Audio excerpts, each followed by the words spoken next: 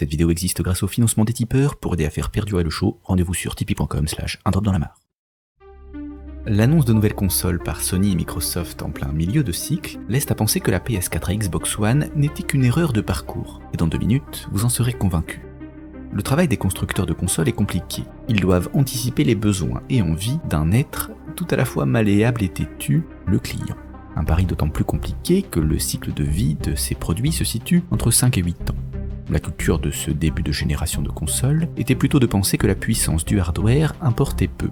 C'est du moins ce que les 3 gros constructeurs pensaient pressentir comme tendance émergente pour les années qui arrivaient. Nintendo persistait avec la Wii U dans sa posture initiée en 2006, à savoir redire qu'on se foutait bien de ce qu'il y avait dans la boîte.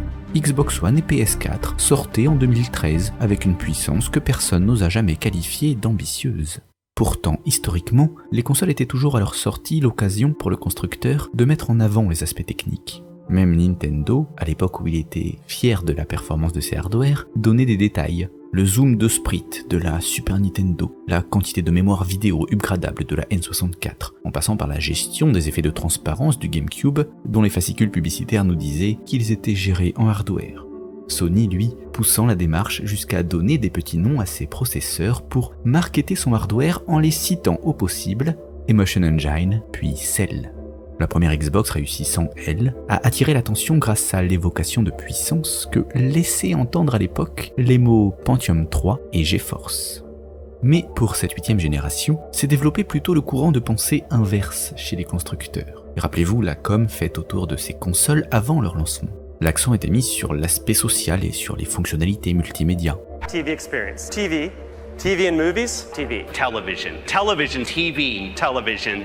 Television, television, television, TV, TV, TV, TV, TV, TV. La Xbox One serait simple, instantanée et complète pour proposer une nouvelle expérience dans le salon pour les jeux, la télévision et le divertissement. Précisait Don Matrick, quand David Perry, lui, insistait sur le fait que la PS4 serait intégrée, sociale, simple d'usage et permettra d'accéder à des divertissements en ligne via le réseau PlayStation Network. On parlait peu des entrailles de la machine, mais beaucoup de son OS et de ses périphériques de contrôle. Une nouvelle stratégie qui obligea à des concessions visuelles, de quoi contrarier certains joueurs qui ne trouvaient pas le gap visuel précisément sur les dimensions qui leur tenaient à cœur. Oui, parce que si le jeu vidéo est très diversifié, les exigences esthétiques de chacun le sont aussi. Les exigences esthétiques dépendent de la sensibilité de chacun. Je suis par exemple plus sensible à la fluidité qu'à la résolution. Je suis plus sensible à la distance d'affichage qu'à la propreté des textures. Les objets qui pop me cassent l'ambiance, alors que je m'accommode aisément des textures peu détaillées. Cela m'est personnel, on est tous différents. Du coup, dans un contexte de hardware en retrait, les consoles ne pouvaient pas en même temps et proposer du 1080p, et proposer du 60 fps, et proposer un gap visuel significatif, et en même temps un open world sans clipping. Le débat du 1080 60 fps est donc devenu le symbole de cette génération, alimentant un débat sans fin entre les différentes exigences esthétiques des joueurs. Puisqu'il fallait faire des concessions, certains préféraient rogner sur la fluidité, d'autres disant qu'on s'en foutait du 1080, etc. 3 ans plus tard, Microsoft et Sony annoncent presque simultanément des nouvelles consoles de milieu de cycle. Cette fois-ci, l'accent dans la com est mis sur la puissance du hardware, comme cela aurait dû être il y a 3 ans. On n'entend plus parler que de 4K et de fluidité accrue, avec enfin cette promesse qui manqua en début de génération, sur ces nouveaux modèles, si vous êtes en 1080p alors vous serez en 60 fps. C'est dans un événement presse de septembre que Sony dévoila le premier sa PS4 Pro, une PlayStation plus puissante. On se posa donc la question plus puissante pourquoi ? Et la réponse fut pour une résolution 4K, pour un meilleur taux d'image par seconde, pour des textures et des végétations plus belles, pour l'activation du HDR.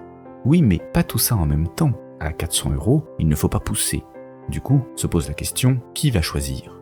Si c'est le studio qui choisit, alors beaucoup de joueurs ne verront pas l'intérêt de payer pour avoir une meilleure résolution si c'est pour avoir encore du 30 fps. Et d'autres ne verront pas l'intérêt de payer pour 60 fps si c'est pour avoir encore la même résolution. On retomberait donc dans les mêmes problématiques des exigences esthétiques personnelles de chacun. Du coup, il semble que l'intérêt de la démarche d'une PS4 Pro est de permettre aux utilisateurs, via un menu options, de composer leurs propres exigences, comme on le fait sur PC.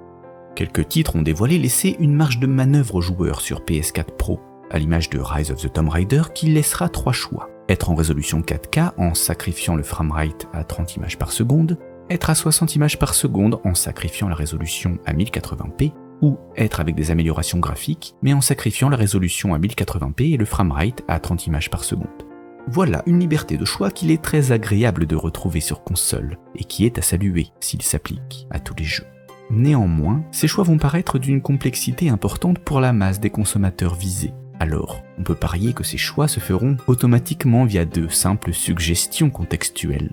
Par exemple, voulez-vous que le jeu se mette à la résolution maximale de votre téléviseur? Ou alors, on peut imaginer un curseur à positionner allant de performance à qualité de l'image, à l'instar de GeForce Experience sur PC qui vous mâche le travail de sélection des options graphiques. Oui, parce que si les consoles se PCifient, les PC, eux, se consolifient. Ils vont peut-être finir par se ressembler.